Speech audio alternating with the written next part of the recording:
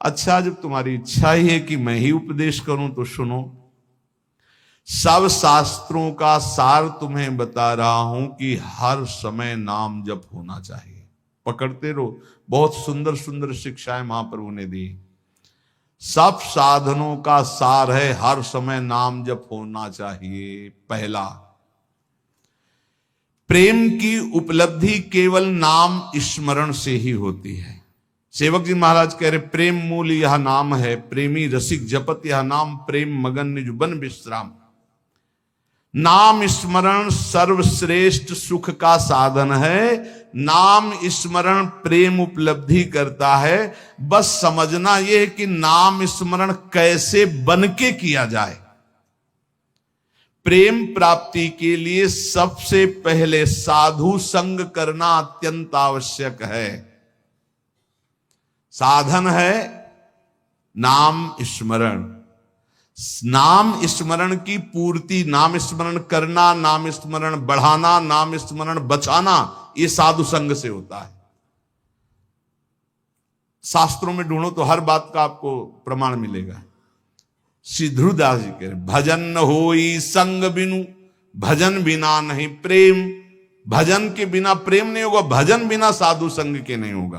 तो बोले साधन को हरि भजन है, कै सत्संग सहाय। साधु संग सहायता करता है भजन करने में, भजन बढ़ाने में, भजन पचाने में। साधु संग सबसे पहला कर्तव्य है भगवत प्राप्ति का, कि साधु संग करे। साधु संग से नाम कीर्तन, सत्संग, भगवत लीलाओं का कथन श्रवण, नाम जप, ये साधन प्राप्त होने लगते हैं।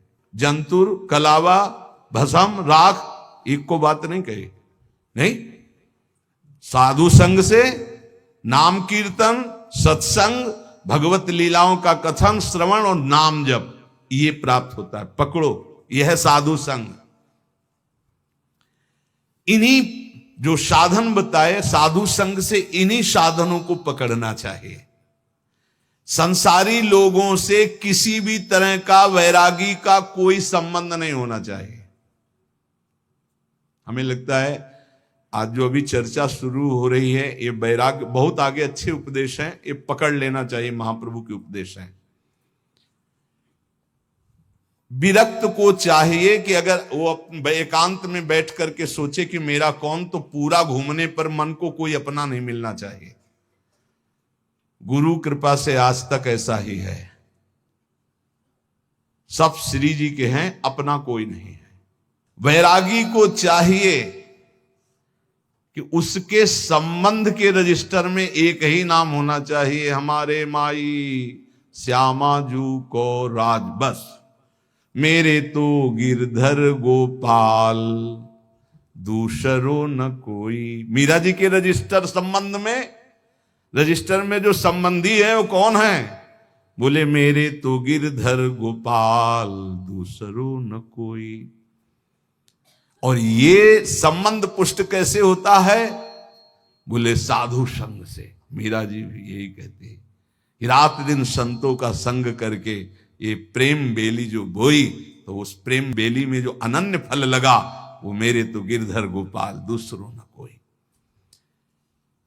दूसरी बात, पहली बात साधु संग करना है। साधु संग किसे कहते हैं? जिसके संग से भजन बढ़ने लगे, भगवत कथा सुनने को मिले, भगवत अनुराग बढ़े, भगवान नाम कीर्तन, भगवत लीला गायन श्रवण, ये साधु संग। तो साधु संग का परहेज क्या है? संसारी पुरुष का कोई भी संबंध नहीं होना चाहिए।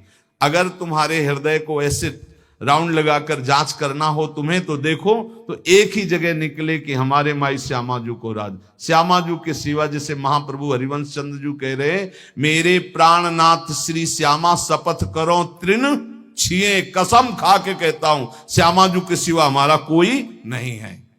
ये बात हुई।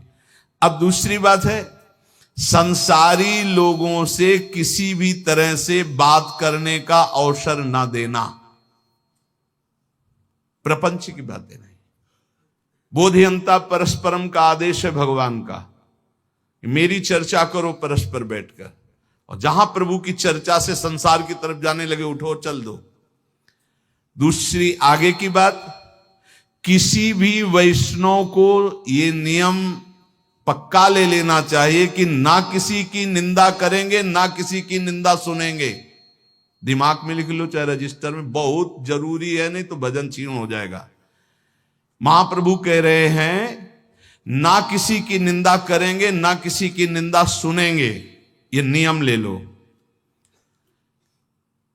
बड़े बड़े ऋषियों ने इस बात के लिए सावधान किया है कि दूसरे की निंदा नहीं करनी, दूसरे की निंदा नहीं सुननी।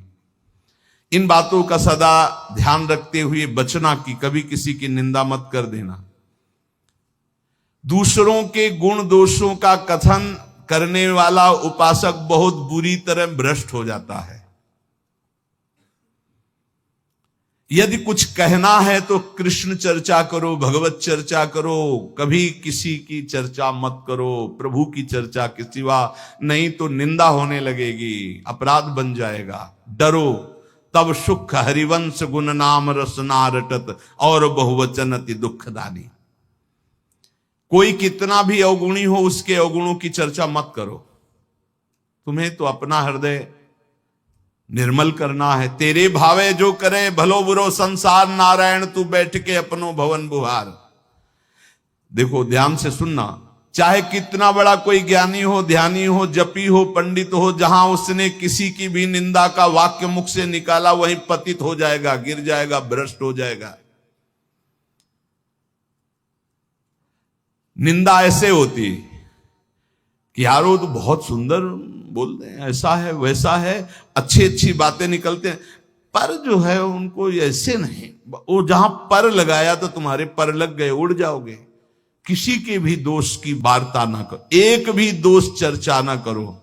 महाप्रभु कह रहे जो दोष चर्चा करोगे तुम्हारे हृदय में दोष प्रवेश करके तुम्हें नष्ट कर देगा। ये अनुभूत बात है, अनुभूत बात, ये अनुभूत। दोषों के परमाणु बड़े सूक्ष्म होते हैं। जब तक तुम दूसरे की निंदा नहीं करोगे, दोष वर्णन नहीं करोगे, मान लो दोष दर्शन हो गया पर वर्णन नहीं किया तो वो नष्ट हो जाएगा, तुम्हें फांस नहीं पाएगा। लेकिन जहां तुमने दूसरों के दोषों का वर्णन किया, निंदा की, तहां तुम निंदनीय बन जाओगे, तुम्हारी निंदा होने लगेगी।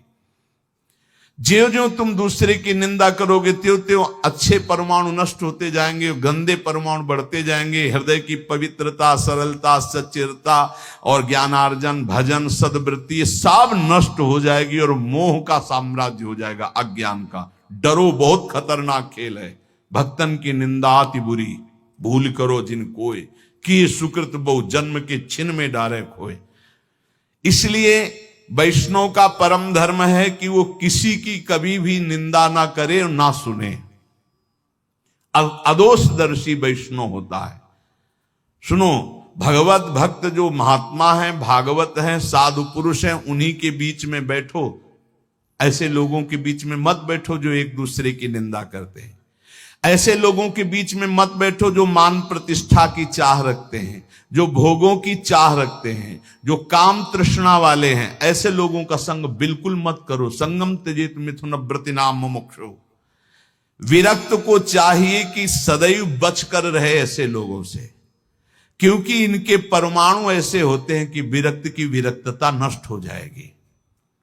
इस वैराग्य के मार्ग में विषयी पुरुषों से बचना ऐसे बताया गया कि जैसे तुम्हारी गोद में सांप गिर जाए तो क्या करोगे? पहले झटकोगे, बाद में विचार होगा। ऐसे विषयी पुरुषों पर विचार करने की जरूरत, पहले झटको, दूरी हटो। अगर तुम वहां रहे तो सांप का जैसे काम है कि वो काटी लेगा, ऐसे विष चढ़ जाएगा, विषय रूपी विष चढ़ ही जाएगा पक्का। बहुत विचित्र, तो बड़ी विचित्र लीला है। इसलिए विरक्त को निरंतर भगवान नाम जप, भगवत लीला का गायन, भगवत लीला का श्रवण और विषयी पुरुषों के संग का त्याग और दूसरों की निंदा, दोष और इस प्रकार की सुनना, कथन करना, इसका त्याग, ये बैरागी के सुदृढ़ नियम है। और सुनो, मैं तुम्हें वैष्णव के संक्षेप में मुख्य मुख्य धर्म बताता हूं। पहला, ग्राम्य कथा और भोग कथा एक कभी नहीं देखनी चाहिए, न सुननी चाहिए। ग्राम्य कथा में सांसारिक बातें, भोग कथा में जो विषय भोगों की। मोबाइल वाले वैष्णवजन सावधान, बिल्कुल ऐसा भयावह मोबाइल है कि अगर आप सावधान न रहे तो नष्ट हो जाएंगे। भगवत लीला कथा सुनने के लिए आपने मोबाइल खोला तो जहां लीला कथा आ रही वहीं बगल में भोग कथा और संसार कथा के भी वीडियो है।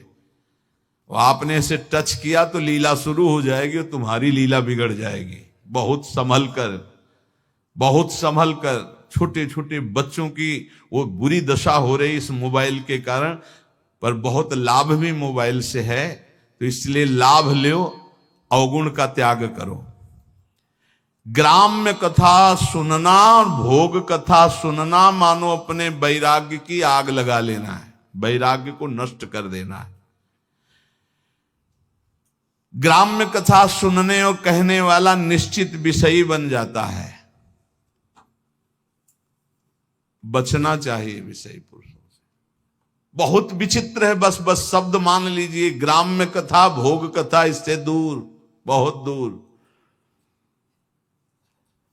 दूसरा, वैष्णव को अच्छे अच्छे स्वादिष्ट पदार्थ नहीं खाने चाहिए।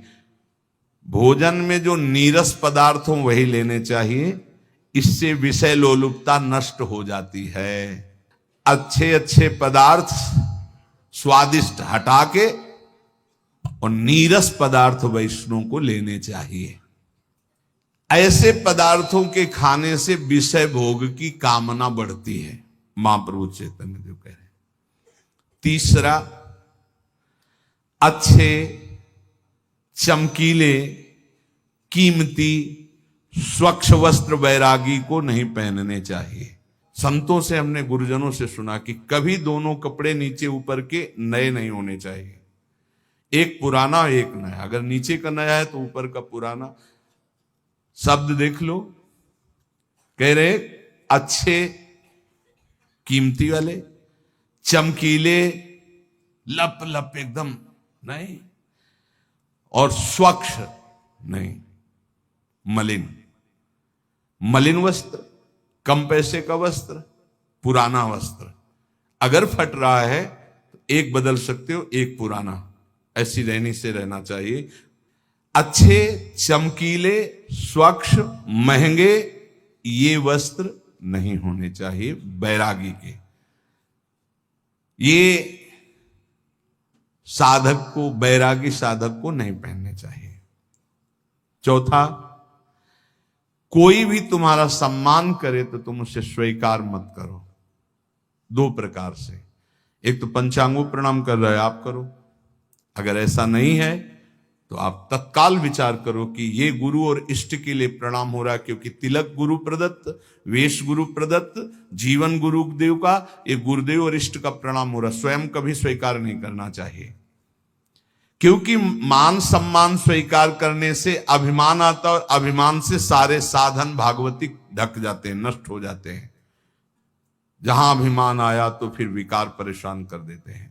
जैसे नारद जी को थोड़ा आ गया कि मैं काम विजयी हूं, तो फिर आगे की चरित्र सुना ही है।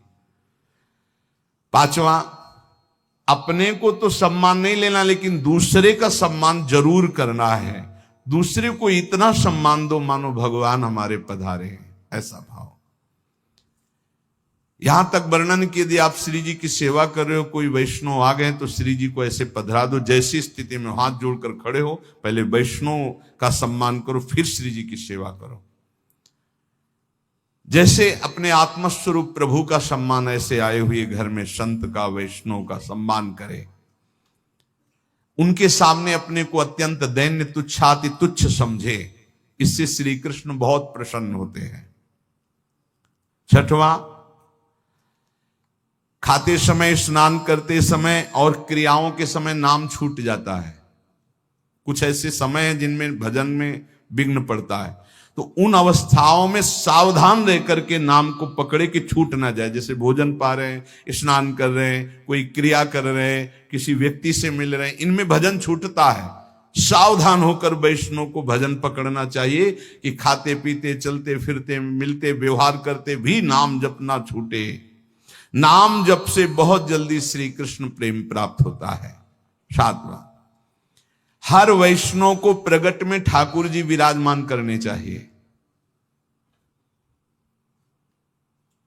नाम, राधा नाम विराजमान, छोटा सा राधा नाम, जरा सा इत्र, स्नान कराया, इत्र लगा दिया, भोग लगा दिया, पर सेवा जरूर होनी चाहिए। बिना सेवा की कोई वैष्णव नहीं होना चाहिए।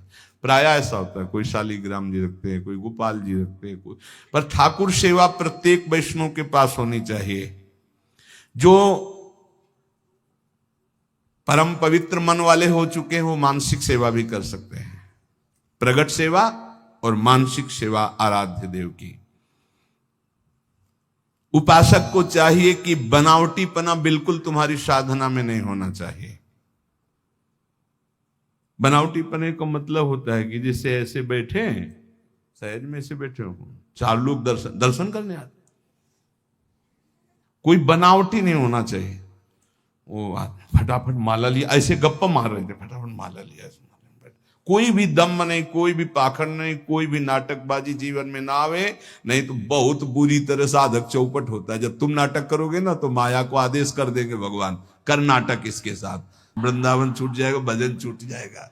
हाँ, इसलिए किसी भी वैष्णव को किसी भी तरह का कोई नाटक नहीं करना चाहिए। नाटक बिल्कुल ठीक नहीं है। जो वैष्णव है वो केवल प्रभु प्राप्ति का लक्ष्य रखता है। महाप्रभु रघुनाथ दास जी को लक्ष्य करके साधन साध्य का उपदेश कर रहे हैं। 8 बजे रात्रि तक खूब नाम कीर्तन होता रहा। फिर जो गौड़ीय भक्त आए हुए थे महाप्रभु उनसे मिले। इतने में शिवानंद जी जो मार्ग में पूछवाया था मजूमदार जी ने, तो वो जब वहां आए तो रघुनाथ दास जी को देखा, तो रघुनाथ दास जी भाग करके महाप्रभु के पास आए थे। सेन महाशय से कहा कि वो तो यहां आए हुए हैं, तो बोले हमें तो रास्ते में पूछवाया था उनके पिता, तो एक बार अगर आदेश हो तो मैं वहां सूचना दे दूं, क्योंकि वो सब बहुत व्याकुल है। जाकर सिंह पौर के द्वार में देखा तो सबसे पीछे फटी गुदड़ी, शुष्क शरीर हो रहा है, और श्री कृष्ण नाम लेते हुए सुप्रवाह करते हुए वो आहर्निश श्री कृष्ण कीर्तन। उन्होंने विचार किया कि इनसे क्या पूछना कि तुम्हारा सकुशल हो, इनका तो परम सकुशल है। सकुशल तभी माना जाता है जब भगवान का चिंतन होता है। जैसे आजकल लोग पूछते हैं कुशल मंगल, बोले हाँ सब कुशल मंगल, तो कुशल जानते किसे कहते हैं? तब लगी कुशल न जीव कहूं, सपने हूं मन विश्राम, जब लगी भजत न राम कहूं, शोक धाम तज काम।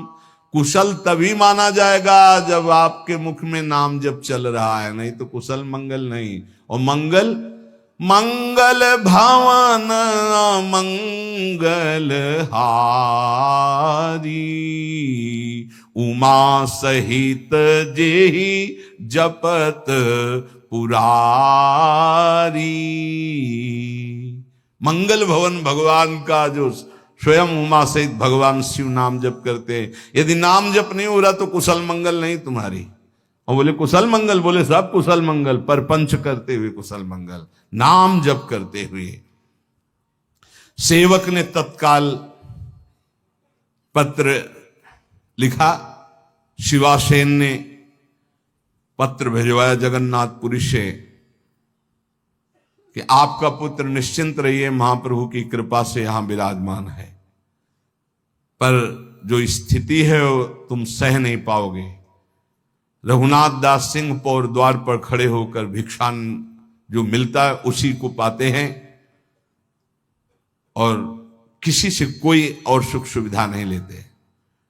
जब उनके माता पिता के पास पत्र पहुंचा तो हाय हाय मच गया कि अरबों खरबों की संपत्ति और बेटा भीख मांग रहा है सिंह पौर द्वार पे। माता तो मूर्छित हो गई है सुन करके कि कैसे मेरा रघु जीता होगा।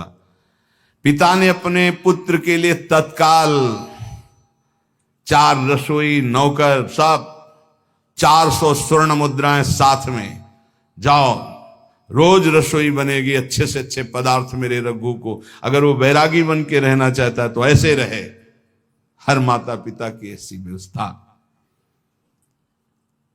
रसोईया जगन्नाथपुरी आया, 400 स्वर्ण मुद्राएं और कई रसोइये, कई नौकर। अब सुविधाजनक सुंदर भोजन बनाकर, और सेवक ने कहा कि 400 स्वर्ण मुद्राएं भी लाए हुए रघुनाथ दास जी से कहा आप सुखपूर्वक रहे। रघुनाथ दास जी ने कहा एक भी मुद्रा नहीं। रघुनाथ दास जी ने सोचा जब रसोईया आया है तो ये सुंदर भोग बनाकर महाप्रभु की सेवा हो जाए। महाप्रभु से प्रार्थना की। महाप्रभु ने, उनके पिता परम वैष्णव हैं ये जानते हुए, थोड़ा प्रसाद स्वीकार किया। पर रघुनाथ दास जी प्रसाद वहीं पाते, सिंहपौर वाला जो मिलता, अपने पिता के द्वारा भेजी हुई सुविधा को नहीं। महाप्रभु की सेवा 8 दिन तक ये रसोईया बलाता। रघुनाथ दास जी ने फिर विचार किया कि महाप्रभु को ये सुख सुविधाएं पसंद नहीं। खुद उपदेश किया था, जब मैंने सब कुछ त्याग दिया है तो फिर मेरा कुछ है ही नहीं, तो मैं क्यों महाप्रभु की सेवा के लिए अपने पिता की संपत्ति का प्रयोग करूं। महाप्रभु तो हमारी प्रसन्नता के लिए स्वीकार करते हैं। 8वें दिन ही कहा रसोईया से अपने सब उठाओ और वापस हो जाओ। अब वो तो बेचारे सेवक सब वापस कर दिया। आप विचार करो कैसा वैराग्यमय जीवन है। प्रभु ने कहा स्वरूप ठीक किया रघुनाथ ने। ध्यान रखना, ये विषयी लोगों का अन्न खाने से रजोगुण की वृद्धि होती है। उनके धन में ममता के परमाणु रहते हैं। महाप्रभु चैतन्य देव कह रहे हैं, घर वालों के धन में ममता के परमाणु रहते हैं। संसारी लोग कामना शून्य होकर तो अपने जामाता को भी नहीं खिलाते, औरों की तो बात क्या। मलिन बुद्धि वालों का अन्न खाने से कभी कृष्ण नाम जप नहीं होता, कृष्ण नाम कीर्तन नहीं होता और श्री कृष्ण प्रसन्न नहीं होते। जहां तक हो सके इन विषयी पुरुषों के अन्न से बचना चाहिए। रघु ने ठीक किया। आज तक में जो जाता था केवल प्रेम संकोच के कारण जाता था। बड़ा अच्छा किया, बहुत सुंदर किया। रघुनाथ का त्याग और वैराग्य प्रशंसनीय है, महाप्रभु ने कहा। रघुनाथ दास जी ने अब वहां भी मांगने के खड़े होना बंद कर दिया, क्योंकि लोग परिचित हो गए थे कि इतने बड़े धनी मानी के। तो स्वादिष्ट स्वादिष्ट पदार्थ खरीद कर रघुनाथ दास जी को देने लगे थे। भिक्षा लेना बंद कर दिया। एक क्षेत्र में जाते जहां अन्न बंटता था, दाल और महाप्रसाद ही बंटता था केवल, तो सायंकाल जाते जो बचा खुचा होता वहां से ले आते थे। महाप्रभु ने कहा रघुनाथ दास अब सिंह पौर पर नहीं खड़ा होता, क्योंकि दर्शन करके आते तो दिखाई नहीं देता, तो कहां से प्रसाद पाता है। तो उनका प्रभु अब वो एक क्षेत्र में जाते हैं और वहां से बचा हुआ दाल और महाप्रसाद ले आते हैं और उसी को पा लेते हैं। प्रभु ने संतुष्टि पूर्वक कहा ये सर्वोत्तम कार्य किया। सिंह द्वार पर भिक्षा की लालसा से हर व्यक्ति का मुख देखने की इच्छा होती कि ये दे दे, शायद ये दे दे। अच्छा किया। महाप्रभु ने जो कहा वो शब्द ये है कि इस तरह से वृत्ति रखना वैश्यावृत्ति कहलाती है। कि ये व्यक्ति आ रहा कुछ दे देगा, ये व्यक्ति आ रहा कुछ दे देगा, ये व्यक्ति आ रहा है, नहीं। मुख में नाम और चित्त में दूसरे का चिंतन बिल्कुल ठीक नहीं। जिसका नाम उसी का चिंतन। अच्छा किया उसने। एक बार चला जाएगा, क्षेत्र से ले आएगा, भजन करेगा, अच्छा है।